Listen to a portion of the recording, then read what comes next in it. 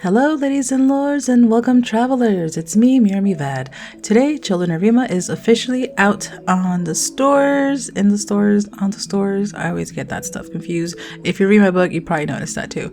Today, I'm going to read the first page. I was going to read the first chapter, but doing the dialogue for 5 different men was like messing up my voice.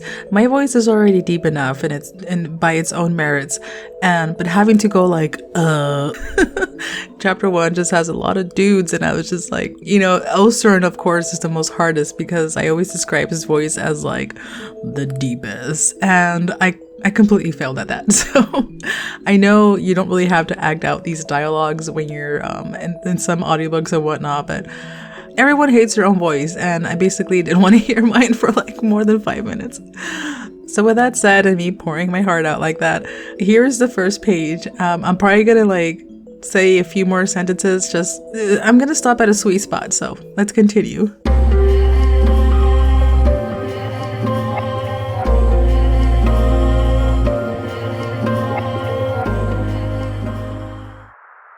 Chapter 1. Lucan. Dawn's light had yet to unveil the darkened road.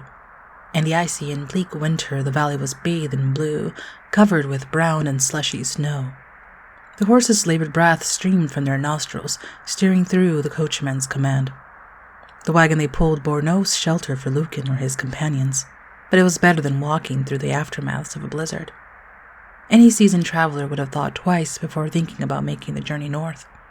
It was either the watchful eye of Skyer or sheer luck that they ran into Frederick, a wealthy merchant en route to their destination. Frederick wore a green flat top hat with a large red feather sticking at the back. The hat was a symbol of the Red Guild, a union of traders who toured Vine Road to sell their wares. For the entire night, Lucan hadn't talked to him much, but he looked the part of a wealthy merchant, although his gold rings could use some polishing. The wind's chill took the moisture from his eyes. He rubbed them a few times because they stung whenever he blinked. His hands were still crusty, mostly from the blood he tried to wipe off over and over.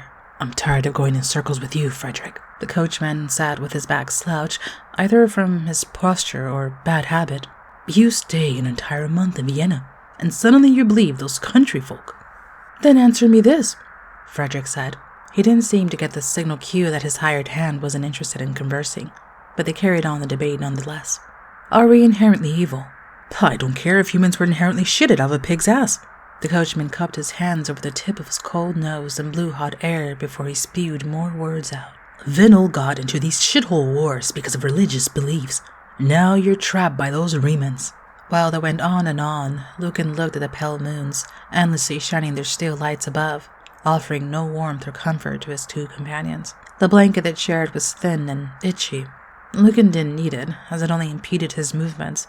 Wedged in the back of the cart, Osern could barely shift a leg. Taking up most of the space was Frederick's trunks of wares, blanketed by tarps to keep the snow from damaging the wood. The iron clamp was painted gold, and the straps still smelled like polish. Each latch was locked, but it didn't stop Zorn from trying his luck to picklock them.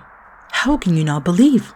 Those Viennan maidens made compelling arguments." Frederick was back at it, looping the conversation as if he didn't know how to keep his mouth shut. "Well, women will say anything to tie your balls around their fingers. They'll fill your head to weaken your mind so you can follow their cause."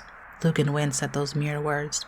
His broken heart was still bruised from the aftermath of his lover leaving him for the group that nearly killed his friends. Restless, he decided to listen, just to see what they thought, as Frederick seemed unwilling to back down. "You can curse Skyer for doing nothing all you want, but we are creatures of darkness. The demon of the deep created this world."